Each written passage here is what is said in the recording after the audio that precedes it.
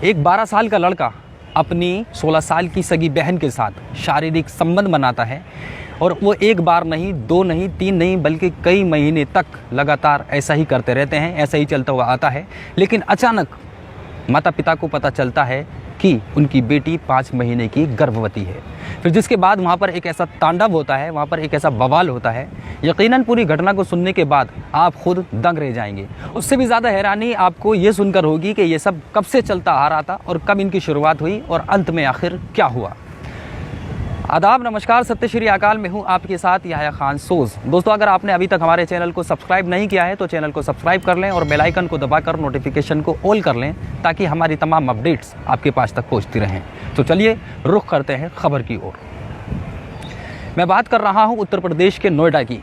वहाँ पर रहने वाली अंजलि, जिसकी उम्र लगभग 16 साल है। अंजलि अपने परिवार के साथ रहा करती थी। परिवार में माता पिता और अंजलि के 5 बहन भाई थे। अंजलि दूसरे नंबर पर थी। अंजलि की एक बड़ी बहन थी जो पूरे घर की देखभाल किया करती थी। माता पिता अपनी जॉब पर चले जाया करते थे और अंजलि का एक छोटा भाई था जिसका नाम था विष्णु, जिसकी उम्र लगभग 12 साल है। अंजलि कक्षा 8 में पढ़ा करती थी। सब कुछ ऐसा ही चलता हुआ आ रहा था। लेकिन एक रोज़ शाम में अचानक अंजलि के पेट में बहुत ज़ोर से दर्द होता है। फिर जिसके बाद माता पिता अंजलि को देखते हैं, उससे पूछते हैं। अंजलि बताती है कि उसके पेट में बहुत ज़ोर से दर्द हो रहा है। फिर जिसके बाद माता पिता उसके पेट को चेक करते हैं तो पेट बाहर निकला हुआ था, थोड़ा फूला हुआ था। माता पिता को लगता है कि अंजलि के शायद गैस बन गई है। फिर जिसके बाद उसको एक गैस की गोली खिला दी जाती है। कुछ वक्त गुजरता है तो अंजलि की और भी ज़्यादा दर्द होने लगता है, उसकी हालत बिगड़ने लगती है। फिर जिसके बाद माता पिता और भी ज़्यादा परेशान हो जाते हैं और सीधा अपने साथ अंजलि को लेकर नज़दीक के एक अस्पताल में जाते हैं। अस्पताल में जाने के बाद अंजलि को डॉक्टर चेक करते हैं। थोड़ी देर बाद ही डॉक्टर बताते हैं कि आपकी बेटी 5 महीने की गर्भवती है। बस इतना सुनना था कि माँ बेहोश हो जाती है और पिता भी बहुत ज़्यादा टूट जाता है। फिर जिसके बाद ये दोनों ही अपना होश संभालते हैं। होश संभालने के बाद अंजलि के पास जाते हैं और उससे पूछते हैं कि ये बताओ कि तुम्हारे पेट में ये बच्चा किसका है, आखिर किसने तुम्हारे साथ ये दरिंदगी की है और किसने तुम्हारे साथ हैवानियत की है। इतना सुनते ही अंजलि पूरी तरीके से घबरा जाती है, डर जाती है। फिर बताती है कि ये सब जो मेरे साथ किया है वो उसके भाई विष्णु ने किया है। फिर जिसके बाद माता पिता कहते हैं विष्णु तो बहुत छोटा है, उसकी उम्र 12 साल है, वो भला ऐसे कैसे कर सकता है। फिर जिसके बाद अंजलि खुद अपनी ज़बानी एक एक बात बताना शुरू करती है। अंजलि बताती है कि अब से 5 महीने पहले मैं अपने मोबाइल में खेल रही थी, विष्णु मेरे पास था कि अचानक हम एक ऐसी साइट पर पहुंच जाते हैं जहां पर अश्लील वीडियो नज़र आ रही थी, जिसमें पॉर्न वीडियो नज़र आ रही थी। फिर हम दोनों इस वीडियो को देखते हैं और वीडियो देखने के बाद हम दोनों अपना मन बना लेते हैं कि हम भी ऐसा ही करेंगे। फिर एक रोज़ मौका पाकर मैंने और विष्णु ने ऐसा ही किया।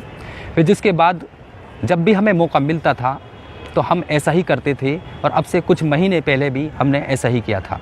फिर जिसके बाद माता पिता इस बात को सुनते हैं तो वो भी हैरत में हो जाते हैं और फ़ौरन चाइल्ड हेल्पलाइन को फ़ोन करते हैं और फ़ोन करने के बाद वहाँ पर पुलिस मौके पर आ जाती है। फिर विष्णु को भी बुलाया जाता है। विष्णु से पूछताछ की जाती है। विष्णु कहता है कि मुझे तो इस बारे में कुछ पता ही नहीं था और मुझे तो अभी भी ये पता नहीं कि मैंने कुछ गलत किया है, क्योंकि मैं तो इस बारे में कुछ जानता ही नहीं था। जो कुछ भी मेरी बड़ी बहन ने मुझसे कहा मैं वो सब करता चला गया और मुझे नहीं पता कि ये आखिर हो क्या रहा है। जिसके बाद पुलिस विष्णु को डिटेन करने के बाद बाल कल्याण समिति में पेश कर देती है। फिर जिसके बाद उनको बाल आश्रय गृह भेज दिया जाता है। लेकिन यहाँ पर बड़ा सवाल ये खड़ा होता है कि आखिर यहाँ पर गलती किसकी है, विष्णु की या फिर उसकी बड़ी बहन अंजलि की या फिर इन दोनों के माता पिता की। अगर दोस्तों इस घटना को इस तरीके से कहा जाए कि इसमें सबसे ज़्यादा गलती अगर है तो फिर वो माता पिता की है, क्योंकि माता पिता अपने काम पर चले जाया करते थे और बच्चों के अंदर जो संस्कार दिए जाते हैं वो माता पिता के द्वारा ही दिए जाते हैं। अगर ये माता पिता अपने कुछ समय निकाल कर अपने बच्चों को टाइम देते, उनको संस्कार देते, उनको ज़िंदगी जीने के तरीके बताते, उनको अच्छे को अच्छा और बुरे को बुरा बताते तो शायद आज उनको ऐसा दिन देखना नहीं पड़ता। दोस्तों, अक्सर माँ बाप एक बहुत बड़ी गलती भी करते हैं। वो बड़ी गलती ये है कि माँ बाप जब कभी इनके बच्चे रो रहे होते हैं तो इनके हाथ में मोबाइल थमा देते हैं और मोबाइल थमाने के बाद उनकी हाल चाल भी नहीं लेते हैं। कभी भी ऐसा नहीं करते हैं कि वो कभी अचानक में जाके अपने बच्चे के मोबाइल को चेक कर लें, उसके व्हाट्सएप को चेक कर लें या फिर फेसबुक को चेक कर लें या फिर उसकी ब्राउज़र हिस्ट्री को चेक कर लें। दोस्तों, मोबाइल हमारी ज़िंदगी का हिस्सा है। मोबाइल के जितने फ़ायदे भी हैं उससे ज़्यादा नुकसान भी देखे गए हैं। ऐसे में हर एक माँ बाप को चाहिए कि अचानक अपने बच्चे के मोबाइल को भी चेक करते रहें, उसके मोबाइल के व्हाट्सएप को भी चेक करें कि आखिर वो किन लोगों से बात कर रहा है। फेसबुक को भी चेक करें कि आखिर वो किन लोगों को अपना दोस्त बना रहा है, और उसकी ब्राउज़र हिस्ट्री भी चेक करें ताकि आपको पता चल सके कि हमारा बच्चा किस किस्म की चीज़ों को सर्च कर रहा है, किस किस्म की चीज़ों को देख रहा है। दोस्तों, अगर आपसे ब्राउजिंग हिस्ट्री देखना नहीं आता है तो यूट्यूब पर बहुत सी ऐसी वीडियो है जिसमें सीखा जा सकता है कि ब्राउज़र हिस्ट्री किस तरीके से सर्च की जाती है, किस तरीके से देखा जाता है। आप अपने यूट्यूब में जाकर उस पर सर्च करते हैं how to check browser history, तो उसमें तमाम वीडियो आ जाएंगी जिससे आप सीख सकते हैं। और आज के इस समय में हर एक माँ बाप को अपने बच्चों का मोबाइल चेक करते रहना बहुत ज़रूरी है। ये घटना अब से 9 महीने पहले उत्तर प्रदेश के नोएडा से सामने आई थी। दोस्तों, इस घटना को सुनाने का उद्देश्य किसी का दिल दुखाना नहीं है, किसी को परेशान करना नहीं है, बल्कि आप सभी को सचेत करना है। आप जहाँ भी रहें सुरक्षित रहें, सावधान रहें और अपना ख्याल रखें। इसी के साथ मैं याह्या खान सोज़ आपसे इजाज़त लेता हूँ। मैं फिर से हाजिर रहूँगा किसी सच्ची घटना के साथ, किसी सच्ची कहानी के साथ। मैं उम्मीद करता हूँ आप जहाँ भी रहेंगे सावधान रहेंगे, सुरक्षित रहेंगे। आदाब, नमस्कार, सत्य श्री अकाल, जय हिंद, जय भारत।